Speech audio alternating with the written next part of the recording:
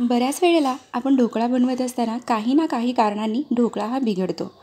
ढोकळा फुगतच नाही किंवा ढोकळ्याला जाळीच पडत नाही, अशा बऱ्याच समस्या ढोकळा बनवत असताना येतच असतात. आज मी तुम्हाला ढोकळ्याची प्रमाणबद्ध एकदम परफेक्ट अशी रेसिपी शेअर करत आहे, ज्यामुळे आपला ढोकळा बिघडणार नाही, तो व्यवस्थित मस्त फुगेल आणि त्याला मस्त अशी जाळीही पडेल. तेव्हा व्हिडिओ संपूर्ण पहा, म्हणजे कधीही आपण ढोकळा बनवू तो मस्त असा फुगेल, स्पॉन्जी होईल आणि मऊ लुसलुशीत होईल. तेव्हा रेसिपीला आपण आता सुरू करूयात आणि पाहूयात आपली ही ढोकळ्याची रेसिपी आपण कशी बनवणार आहोत. इथे मी एक पातेलं घेतलेलं आहे. पातेल्यामध्ये 1.5 फुलपात्र पाणी घेतलेलं आहे. आता हे पाणी जे आहे ढोकळा बनवण्याआधी कधीही आपण रेडी करून ठेवायचं आहे, म्हणजे जे साहित्य आपण याच्यामध्ये टाकलेलं असू ते छानसं विरघळलेलं असेल. चवीनुसार साखर टाकायची आहे. 3 चमचे मी इथे साखर घेतलेली आहे. चवीनुसार मीठ टाकायचं आहे आणि चवीसाठी इथे आपण हिंग घेतलेला आहे. हिंगमुळे आपल्या ढोकळ्याला खूपच छानशी चव येते. आता हे जे साखर आणि मीठ आहे ते व्यवस्थित आपण छानसं मिक्स करून घ्यायचं आहे. आता हे जे पाणी आपण बनवत आहोत ते ढोकळ्यासाठी खूपच इम्पॉर्टंट आहे. याच्यामध्ये आपण अगदी प्रमाणबद्ध असं सगळं साहित्य टाकणार आहोत, ज्यामुळे आपला ढोकळा जो आहे तो स्पॉन्जी होईल, मऊ लुसलुशीत होईल. आता इथे मी 1 चमचा सायट्रिक ॲसिड घेतलेली आहे. तुम्ही बघू शकता मी एवढी सायट्रिक ॲसिड घेतलेला आहे. साधारणतः आपला नाश्त्याचा जो चमचा असतो तेवढा 1 चमचा सायट्रिक ॲसिड आपण घेतलेला आहे. हे सायट्रिक ॲसिडही आपण पाण्यामध्ये टाकायचं आहे आणि याला व्यवस्थित मिक्स करायचं आहे. याच्यामध्ये साखर किंवा सायट्रिक ॲसिड सगळं पूर्णपणे विरघळलं पाहिजे, असं आपण याला ढवळून घेणार आहोत. आणि इथे आपली साखर आणि सायट्रिक ॲसिड पूर्णपणे विरघळलेली आहे. याच पाण्यामध्ये आपण अर्धा चमचा हळद टाकलेली आहे. हळद छानशी मिक्स झाली की हे पाणी आपलं रेडी झालेलं आहे आणि हे रेडी झालेलं पाणी आपण साईडला ठेवून द्यायचं आहे. आणि इथे 2 वाट्या मी बेसन घेणार आहे. ते चाळणीनं आपण व्यवस्थित चाळून घ्यायचं आहे. वजनी म्हणाल तर हे 250 ग्रॅम इतकं बेसन आहे, म्हणजेच पाव किलो इथे आपण बेसन घेतलेलं आहे. बेसन जे आहे ढोकळा बनवण्याआधी आपण व्यवस्थित चाळूनच घ्यायचं आहे.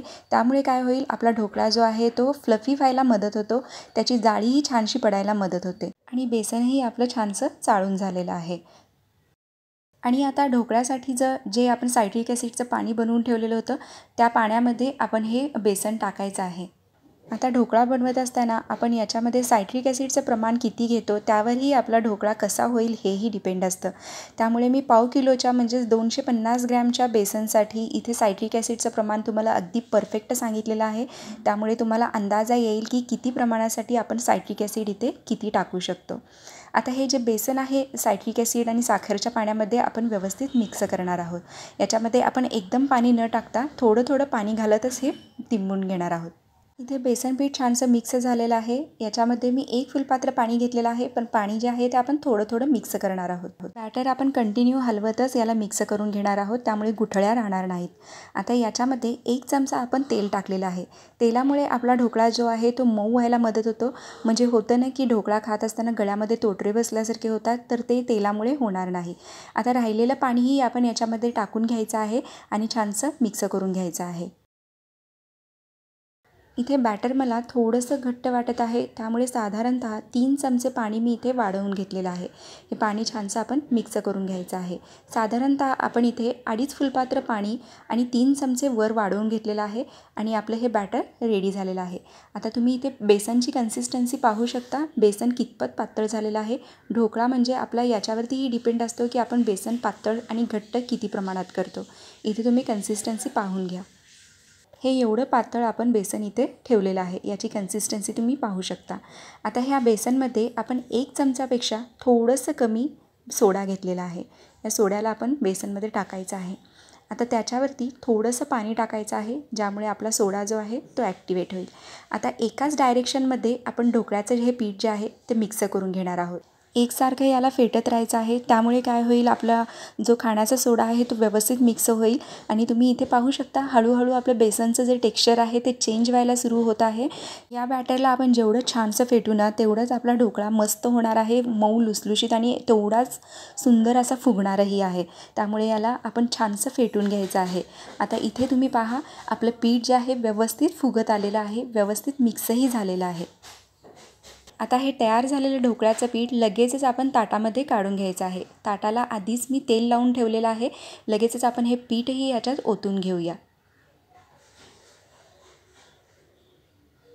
आता हे बेसन ओतलेलं ताट जे आहे थोडंसं आपण टॅप करायचं आहे, त्यामुळे आपल्या बेसनमध्ये बबल्स राहणार नाहीत. आता इथे मी कढईमध्ये पाणी गरम करत ठेवलेलं होतं. पाणीही छानसं तापलेलं आहे. आता हे ताट जे आहे ते अलगद मी कढईमध्ये ठेवणार आहे. तुमच्याकडे जर स्टीमर असेल तर तुम्ही स्टीमरमध्ये वाफवून घेऊ शकता. आता हा ढोकळा 15 ते 20 मिनिटासाठी आपण वाफवून घेणार आहोत. गॅसची फ्लेम आपण हायच ठेवलेली आहे आणि 15 ते 20 मिनिटासाठी आपण याला असंच झाकून ठेवणार आहोत. आणि इथे 18 मिनटं झालेली आहेत आणि ढोकळा आपण चेक करून घेऊयात की तो छानसा वाफला आहे की नाही. आता इथे एक काटेरी चमच्याच्या साहाय्याने आपण ढोकळा चेक करून घेऊया. आणि इथे तुम्ही पाहू शकता आपला ढोकळा थोडाही चिटकलेला नाही आहे चमचाला, म्हणजेच आपला ढोकळा व्यवस्थित वाफवून झालेला आहे. गॅसची फ्लेम आपण आता बंद करूया. आता ढोकळा जोवर गार होत आहे तोपर्यंत आपण इथे फोडणीचं गोड पाणी बनवून घेऊया. इथे 2 चमचे मी तेल घेतलेलं आहे, त्याच्यामध्ये मोहरी टाकलेली आहे.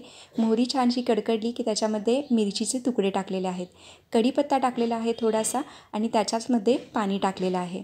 आणि चवीनुसार याच्यामध्ये साखरही टाकून घेऊया.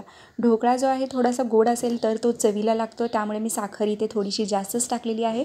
तुमच्या आवडीनुसार इथे कमी जास्त करून घेऊ शकता. आता याला एक उकळी येईपर्यंत आपण असंच ठेवून देऊया. आणि आपलं फोडणीचं गोड पाणी तयार आहे. आणि ढोकळाही इथे आपला छानसा गार झालेला आहे. त्याच्या वड्या आपण कापून घ्यायच्या आहे. तुम्हाला हव्या तशा इथे आकाराच्या वड्या कापून घेऊ शकता. आता इथे मी कापत आहे ढोकळा, तर तुम्हाला समजत असेल की हा आपला ढोकळा जो आहे तो व्यवस्थित असा फुगलेलाही आहे आणि खूप सॉफ्ट असा हा आपला ढोकळा झालेला आहे. तर याच्यावरती जे फोडणीचं गोड पाणी आपण तयार करून ठेवलेलं होतं ते ओतून घेऊया. म्हणजे हे पाणी जे आहे ते ढोकळ्याच्या आतपर्यंत मुरलं जाईल. त्याच्यावरती बारीक चिरलेली कोथिंबीरही आपण टाकून घ्यायची आहे. इथे मी ढोकळा तुम्हाला काढून दाखवते, म्हणजे तुम्ही पाहू शकाल की ढोकळा किती स्पॉन्जी झालेला आहे, खूपच मऊ झालेला आहे आणि याला छानशी जाळी सुटलेली आहे. हे पहा, खूपच मऊ आणि लुसलुशीत आणि छानशी जाळी सुटलेला आपला हा ढोकळा झालेला आहे ना खूपच जबरदस्त आणि एकदम परफेक्ट. ढोकळ्याची ही रेसिपी मी तुम्हाला अगदी प्रमाणबद्ध सांगितलेली आहे, त्यामुळे आपला ढोकळा जो आहे तो नेहमी असाच होईल. तेव्हा नक्की ही ढोकळ्याची रेसिपी करून बघा. खूपच परफेक्ट असा हा आपला ढोकळा बनेल अशी मला खात्री आहे.